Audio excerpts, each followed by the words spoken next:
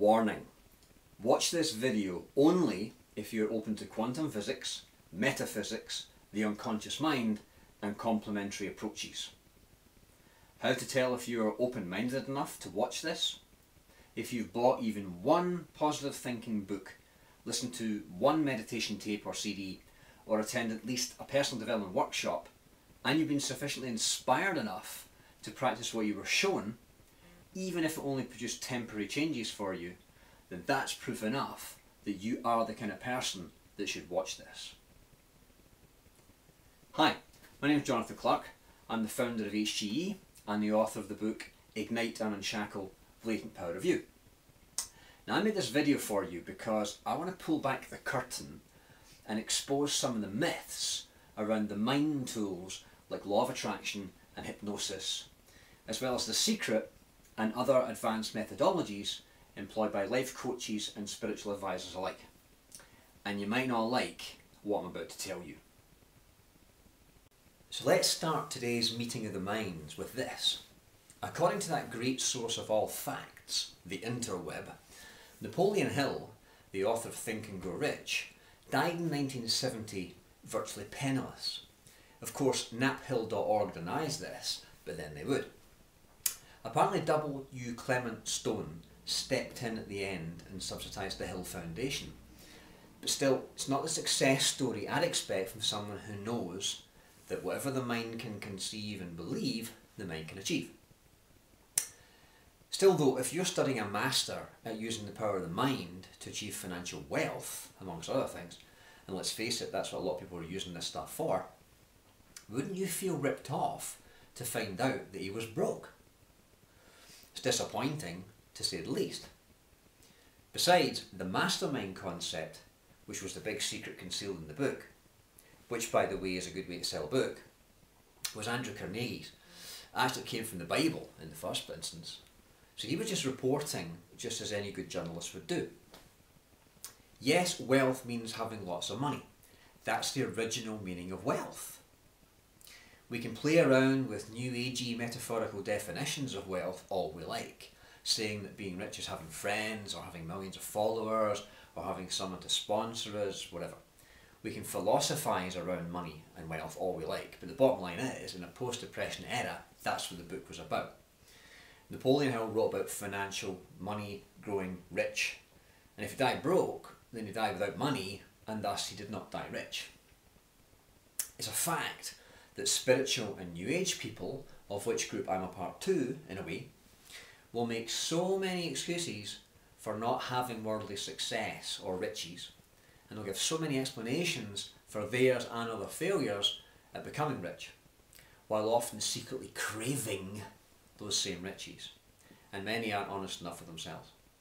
Or it's the creator's wish that they suffer, or they're relinquishing the physical. Yeah, bullshit. If I've got a law of attraction teacher who's not getting what they want for long periods of time, I'm suspicious. Wouldn't you be? And I'd maybe be in the market for a new mentor. Of course, then there's the weasel clause, the small print. If it doesn't work, then it's your fault because you weren't vibrating the right energy.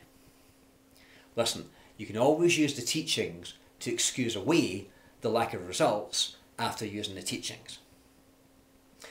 Another clever misdirection is the painfully positive spin. For example, my son's in prison, but he's learning new skills. I'll bet he is. Clever reframes and one-liners that are good on Hallmark cards, but are paper thin in real life, you know? You don't need any condescending messages. You need changes in the real world. In fact, that reminds me of a tumultuous time I had on my last trip to Hawaii, where we watched as the son stole the company from the father, and I was there. Then he used lots of compliance techniques to keep us in line.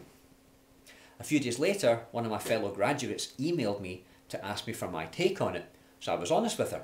It was their stuff, it shouldn't have spilled out on us, but it did.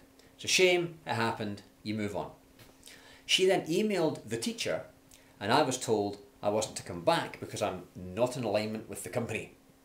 That's not very in keeping with the aloha spirit that you teach.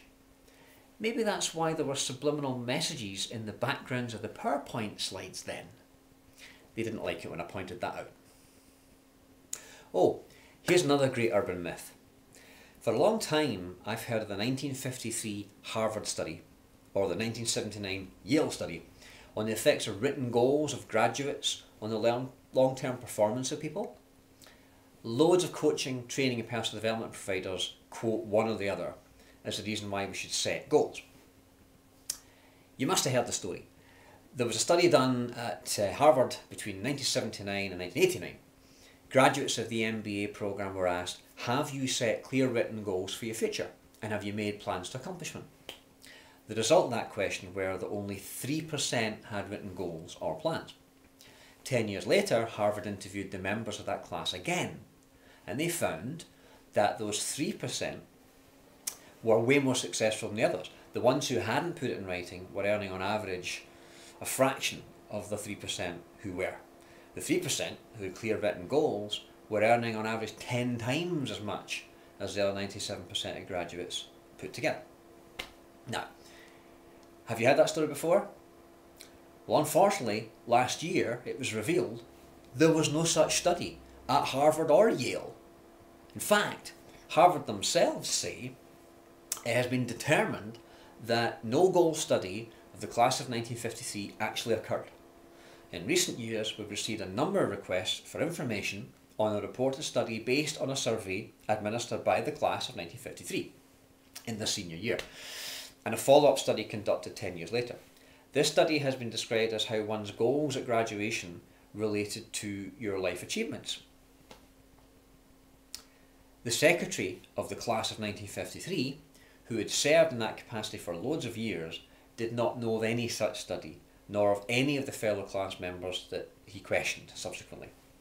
In addition, a number of Yale administrators were consulted and the records of various offices were examined in an attempt to try and find the study. There was no relevant record, nor did anybody recall this purported study of the class of 1953 or any other class. This research did not happen. It could only be described as a myth or an urban legend amongst life coaches, consultants and personal development gurus. So if you're in any kind of training or coaching company and they quote this research or study, then seriously question everything else they say.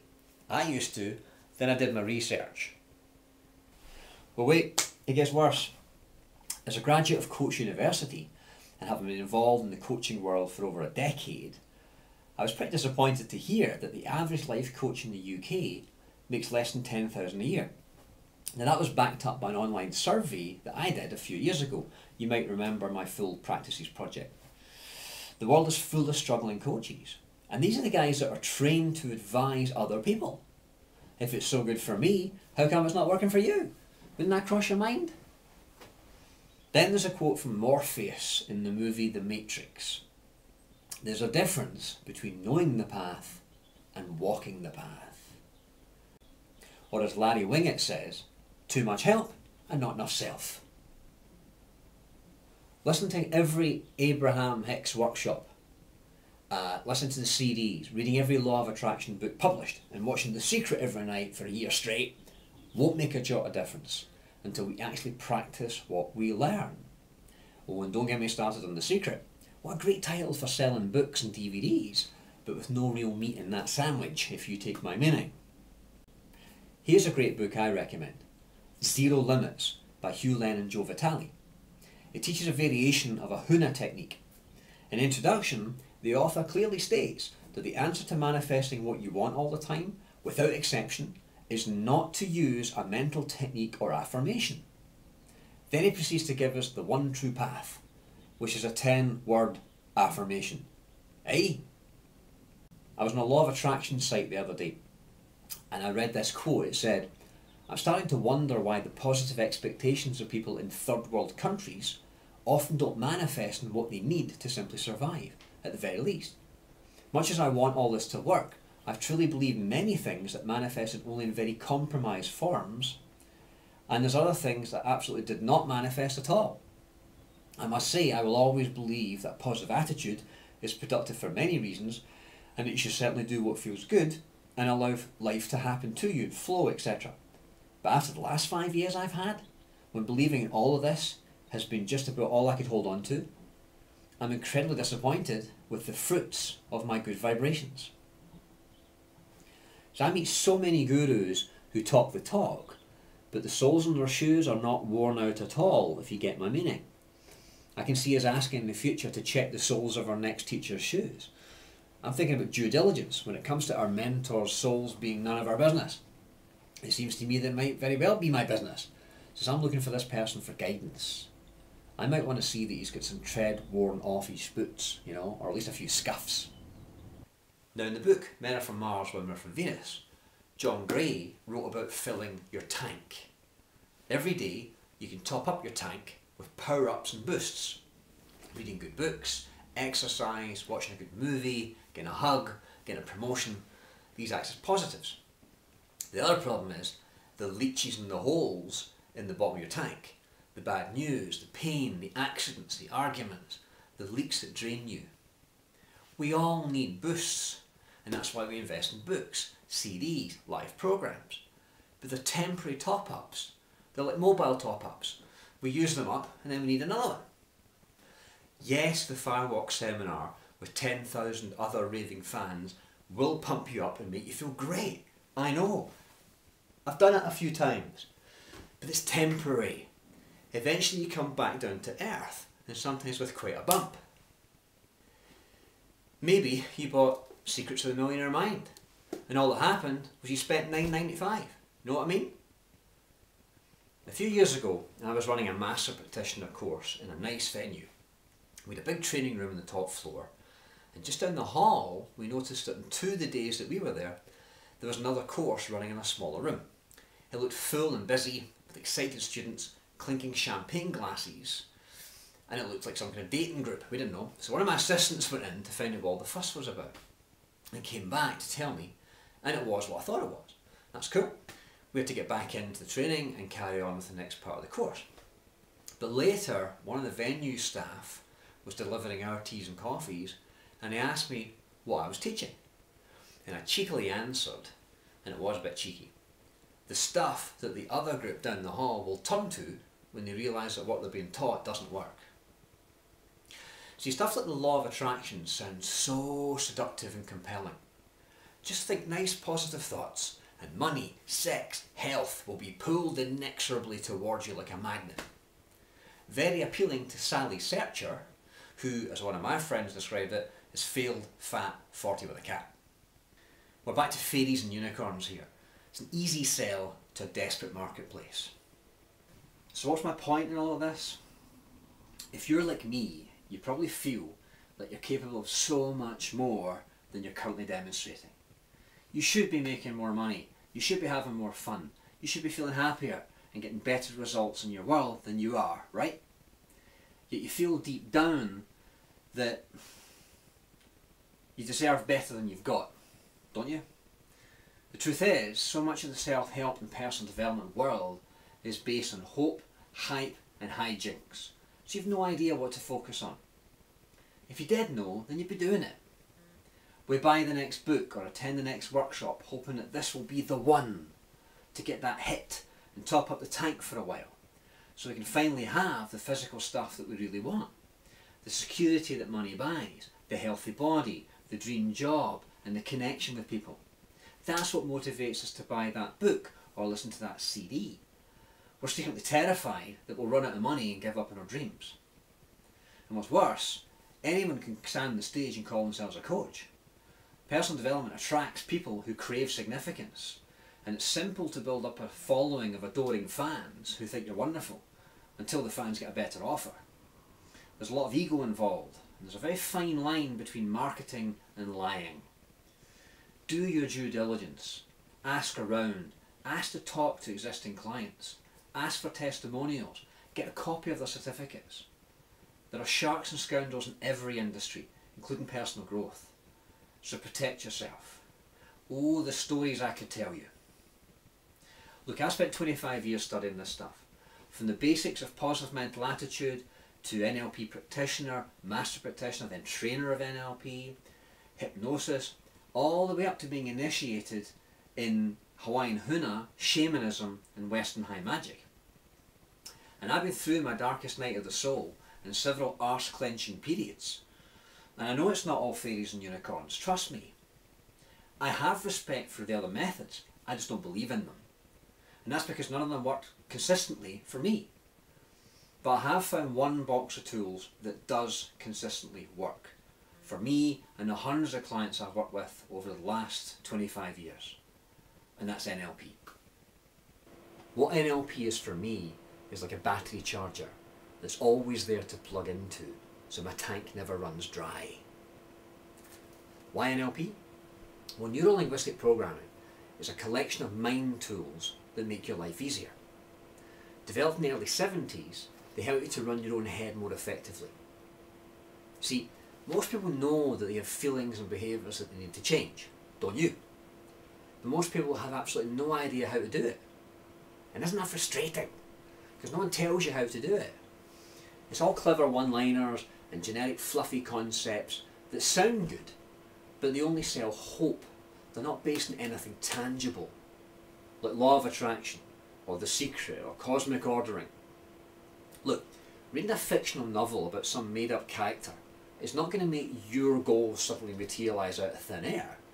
It's just going to make the author some money so they can materialise theirs. It should be your book you're reading. Then you could increase your income. Or you get all pumped up in a course, but a month later, has anything actually changed? Or are you more out of pocket and even more sceptical? That's why I was drawn to NLP. It's about the how, not the why. Someone comes in with a food compulsion and 30 minutes later, it's gone.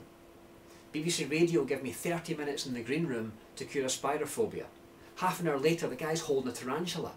That's undeniable result right there. See, most people are stuck in the why. The therapy client comes in and goes, I'm depressed and I want to know why. The founders of NLP were curious to work out what keeps people stuck. See, why is a pretty useless question most of the time. Why? Because it's followed by the word because. And then you get a stream of reasons, justification and story. Even if you find out why you've got a problem, you've still got the problem. That's not progress. We need to get you out of your own head and stop that horrible looping, you know? And knowing how tells you how not to. And that increases choice. And isn't that what you want? More freedom of choice. If you're having health issues or money worries or relationship concerns, you've probably analysed it to death, but nothing's changed. You can analyse the darkness as much as you like. You really need to turn on the light. That sounded quite deep there. So why do you need this approach? Because I can read your mind. I bet you've tried goal setting and visualisation, maybe even some coaching. You want things to change, but you're scared it might. Am I right? Of course I am, because you're normal. Change takes time, effort and pain. Well, that's what we're taught to believe. We think there's more pain in changing than there is in staying where we are.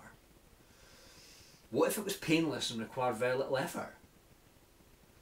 People shrug their shoulders and go, well, that's just the way I am.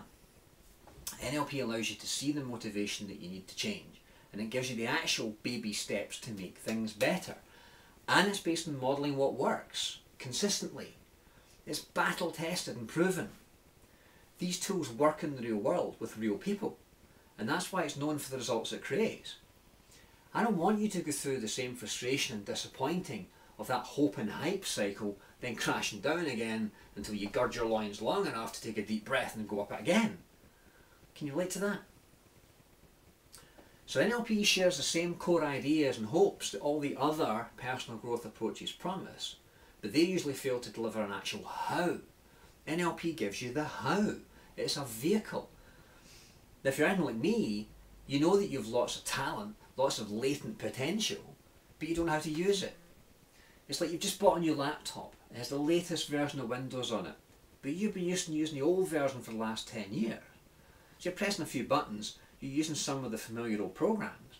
You can find them roughly the same place and they've got roughly the same icons, but the new version can do way more and you're barely scratching the surface. Imagine if there was a fast and fun way to get up to speed. A fast-track training course where you can get all of your questions answered so you can master that machine. That's what NLP is. So what does NLP do? Well, it expands your mind and it makes you think differently. And that provides you with options. It increases your choices and it accelerates change. It's what I call moving the needle. It actually moves the needle in your life. So you get noticeable improvement. And isn't that what you want? So for instance, at the end of our NLP practitioner course, you'll be the you that you would have been 10 years from now, but you're there today. Some of my students describe it as turning life from black and white to colour. It certainly gives you a glimpse of your destination, and it's your choice whether to go there or not. But you will finally have the tools you need to get there.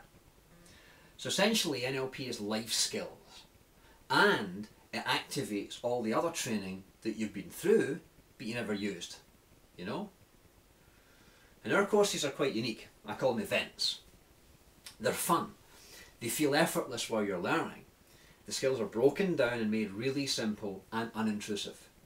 No one's made to bark like a dog. No one's spotlighted or embarrassed in front of the group. We don't do that. We like a safe, welcoming family feel to our events, where everyone can talk freely and frankly. If this is going to be a life-changing experience, we want you to be surrounded by friendly, enthusiastic faces. We strive to be professional and above reproach. And we use a number of different teaching techniques to make sure that everybody gets it. God forbid we actually walk our talk. You learn the theory, you're shown the practical, then you do the practical, and then we handle any questions. So it's thorough and comprehensive. See, it astounds me when I look out the window and see how many people are shuffling around every day, weighed down with guilt and sadness or fear, or limiting beliefs that don't make sense but feel like steel bars on your life. That's a shame, because if you knew what I know about personal change, that it can be fast and painless, you'd get booked in the next course immediately. You can overcome the fears that stop you. You can take responsibility for your own life. You can get clear about your future and more focused on what you want. NLP is solution orientated and purpose driven. Our courses reveal possibilities that you didn't realise you had. You found out so much more about yourself, and the how-to allows you to choose to let go of problems. It gives you more tools in your toolbox so you can trust yourself more. And that can lead to making more money, attracting a better quality of career, because as your ability upgrades, so does your surroundings. Or maybe you have the confidence to eventually leave the old job and pursue something far more fulfilling, like I did when I went self-employed and chose to work from home so I'd be able to see my son every morning and every afternoon. Maybe that's important to you too. How will it make you feel? You'll be more motivated because you're energised, you're in control, you're powerful, you're confident, and most importantly, self-reliant. Confident in your own self and happy in your own skin. Plus built-in buffers to keep you protected from the storms of life. So you're better able to deal with conflict and solve problems. You'll enjoy better health because you'll have dropped a lot of crap from the past. Better mental stability because your moods will improve and your stress levels will drop. You'll have more freedom, and finally a real sense of knowing what you want and doing it. It's like the difference between respond versus react. When you react, you get sucked in, and before you know it, you're on autopilot, you're out of control, you're overreacting, you're emotional. To respond is more like the martial arts. When someone tries to hit you, a small voice in your head says, "Oh, that's interesting. What's the best thing to do about this?" You'll certainly learn a lot more about how you tick, and you'll let go of burdens from the past. It's like taking a pressure washer to your problems. Decide who you want to be for the rest of your life and step into their shoes. Move on from the past, once and for all, and begin living your life. Listen, do you want the secret? And I wrote one book before I realised this, so it's not in the book, but here it is. Drum roll. Sometimes the conscious mind needs to go through some kind of ritual that it believes in order to give the unconscious mind permission to do what it knows how to do already. It's like the placebo effect. So if you believe that hanging Ronaldo's smelly sock in your money corner will bring you money, it probably will. But the money will probably come from the inland revenue, by the way. A normal, mundane delivery mechanism, not gold nuggets under your pillow. One of my teachers said in one of his books that unlike the magic in fairy tales and Harry Potter, most real magic does not happen instantaneously. So if you do some kind of ritual to bring you money, it may take a week or two for the money to arrive, and when it does arrive, it can only come by natural means. Meaning it will be mundane and quite normal, like the 50 quid that your brother owes you. It will not be a pot of gold delivered by leprechauns. Now, we've said that if you wholeheartedly believe in your chosen methodology, it will probably work for you. My question is, can you rely on it, and is it consistent? Listen, I've got more books on visualization than I ever visualized having. And I'm willing to bet you've been making pictures of what you want in your head, yet you don't have everything that you want. So something must be missing. NLP explains what those missing ingredients are. So what are you up against right now? What are you facing? Most people that I meet have money, health, work, or relationship worries. Or all four. Well, we don't have one solution for work and a different one for money. Because out there you can buy a CD or a seminar or a book for any problem that you might care to mention. The good news is that NLP and HGE can change any problem. It's like a universal spanner or a Swiss Army knife. It's every function you could ever need. And it's not delivered by some scary authority figure. It's just little old me with a Lanarkshire accent, with a smile on my face and a twinkle in my eye.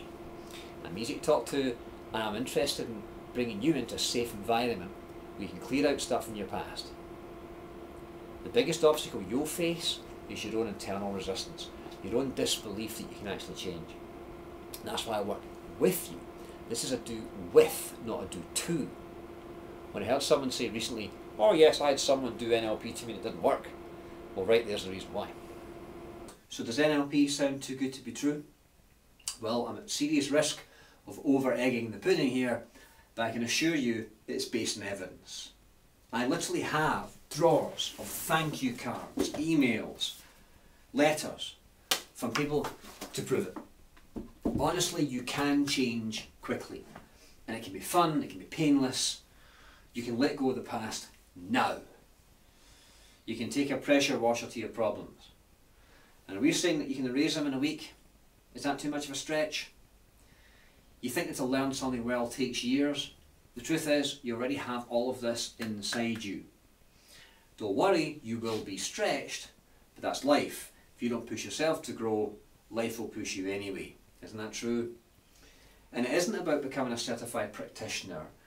You don't have to be a life coach or a therapist or anything. Our practitioner courses aren't about helping other people necessarily.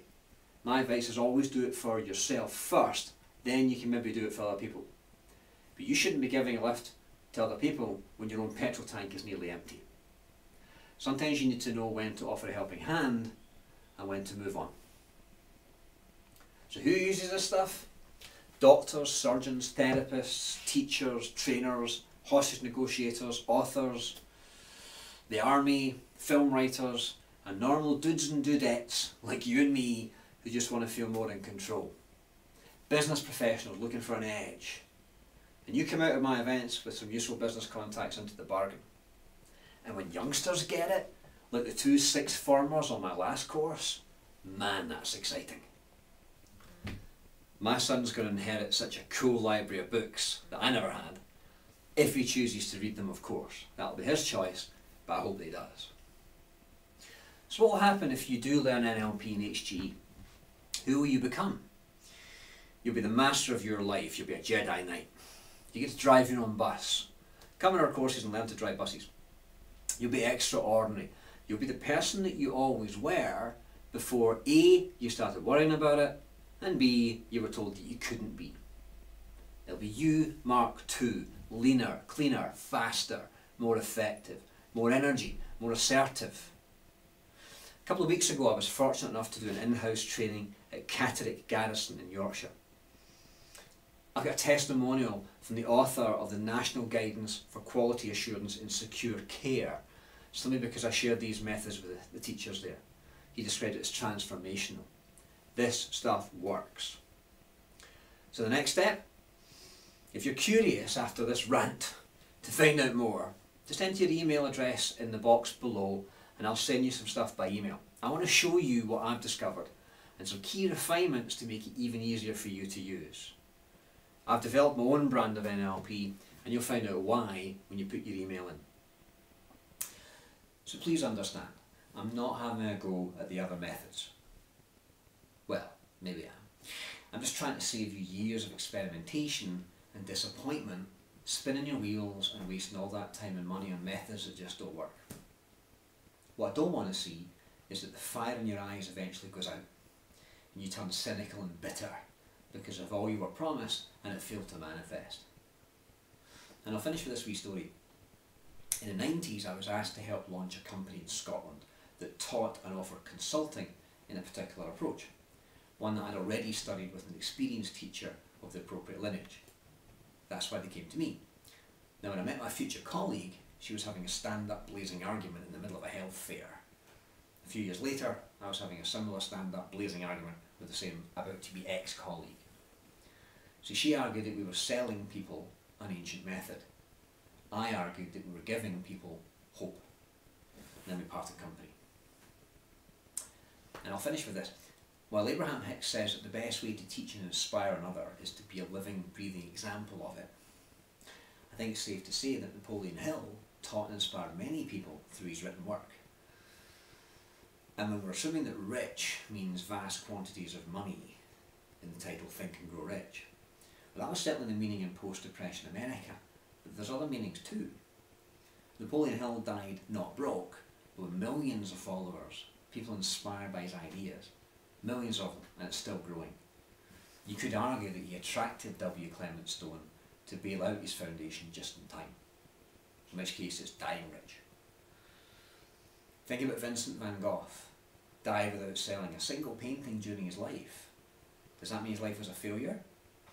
His art has inspired and filled countless numbers of people, and his paintings are now worth many millions of dollars. In the end, the only thing really worth having is how we feel about ourselves. And if we have all the trappings of success, but we aren't happy, what's the point? Anyway, here's to walking your talk. I hope you walk with me. Take care. Bye-bye.